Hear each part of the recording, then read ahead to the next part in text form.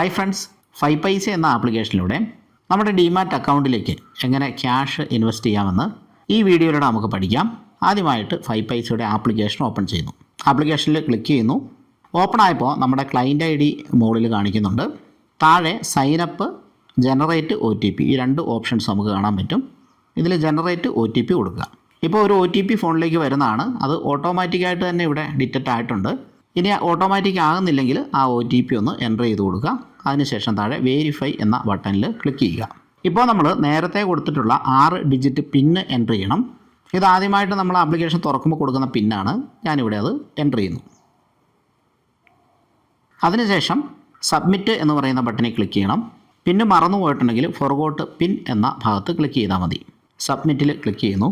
ഇപ്പോൾ ഇവിടെ നമുക്ക് കുറേ ഓപ്ഷൻസ് കാണാനായിട്ട് പറ്റും. ഇതിൽ സ്റ്റോക്സ് എന്ന് പറയുന്ന ഏറ്റവും മുകളിലത്തെ ഓപ്ഷനിൽ ക്ലിക്ക് ചെയ്യുക. ഇപ്പോൾ നമ്മൾ കാണുന്നത് വാച്ച് ലിസ്റ്റുകളാണ്. താഴെ നമുക്ക് ഒരുപാട് ഓപ്ഷൻസ് കാണാൻ പറ്റും. അതിൽ യൂസർ എന്ന് പറയുന്ന ഭാഗത്ത് ക്ലിക്ക് ചെയ്യുക. ഇപ്പോൾ മുകളിൽ നമ്മുടെ പേര്, ക്ലയൻറ്റ് ID, അതുപോലെ തന്നെ ക്യാഷ് ബാലൻസ്, ക്യാഷ് എന്തെങ്കിലും നമ്മൾ ആഡ് ചെയ്തിട്ടുണ്ടെങ്കിൽ അതിൽ ഉള്ള ബാലൻസ് അതിവിടെ നമുക്ക് കാണാൻ പറ്റും. അതിൻ്റെ അടുത്ത് തന്നെ 2 ഓപ്ഷൻസ് കാണാൻ പറ്റും. Add funds, withdraw funds. Fund withdraw ചെയ്യണമെങ്കിൽ വിഡ്രോയിൽ ക്ലിക്ക് ചെയ്യുക. ഫണ്ട് ആഡ് ചെയ്യാനാണെങ്കിൽ ആഡ് ഫണ്ട്സിൽ ക്ലിക്ക് ചെയ്യുക. ഞാനിവിടെ ആഡ് ഫണ്ട്സിൽ ക്ലിക്ക് ചെയ്യുന്നു. ഇനി ഇൻവെസ്റ്റ് ചെയ്യാനുള്ള എമൗണ്ട് ഇവിടെ ടൈപ്പ് ചെയ്ത് കൊടുക്കുക, അല്ലെങ്കിൽ താഴെ ഓപ്ഷൻസ് ഉണ്ട്, അത് ക്ലിക്ക് ചെയ്തിട്ടാലും കൊടുക്കാം. ഞാനിവിടെ 1000 രൂപയാണ് ആഡ് ചെയ്യാനായിട്ട് ഉദ്ദേശിക്കുന്നത്. ഇവിടെ 1000 എന്ന് ടൈപ്പ് ചെയ്തു. അതിനുശേഷം താഴേക്ക് നമുക്ക് കുറേ ഓപ്ഷൻസ് കാണാൻ പറ്റും. ഗൂഗിൾ പേ വഴി ക്യാഷ് ആഡ് ചെയ്യാം. അപ്പോൾ ശ്രദ്ധിക്കേണ്ട കാര്യം, 5 പൈസയിൽ രജിസ്റ്റർ ചെയ്തിട്ടുള്ള ബാങ്കിൽ തന്നെ ആയിരിക്കണം ഗൂഗിൾ പേ ഉണ്ടാകുന്നത്. ഫോർ എക്സാമ്പിൾ ഞാനിവിടെ രജിസ്റ്റർ ചെയ്തിട്ടുള്ളത് സൗത്ത് ഇന്ത്യൻ ബാങ്കാണ്. എന്നാൽ എൻ്റെ ഗൂഗിൾ പേ കാനറ ബാങ്കിലാണ് ഉള്ളതെങ്കിൽ നമുക്ക് പൈസ അയച്ചു കഴിഞ്ഞാൽ അത് ഫെയിലാകും.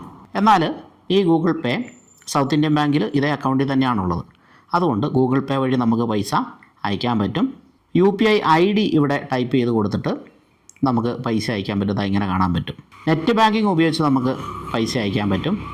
IMPS, NEFT, RTGS ഉപയോഗിച്ചിട്ട് നമുക്ക് പൈസ അയക്കാൻ പറ്റും. ഞാനിവിടെ ഏറ്റവും സിമ്പിളായിട്ടുള്ള മെത്തേഡ് തന്നെയാണ് എടുക്കുന്നത്.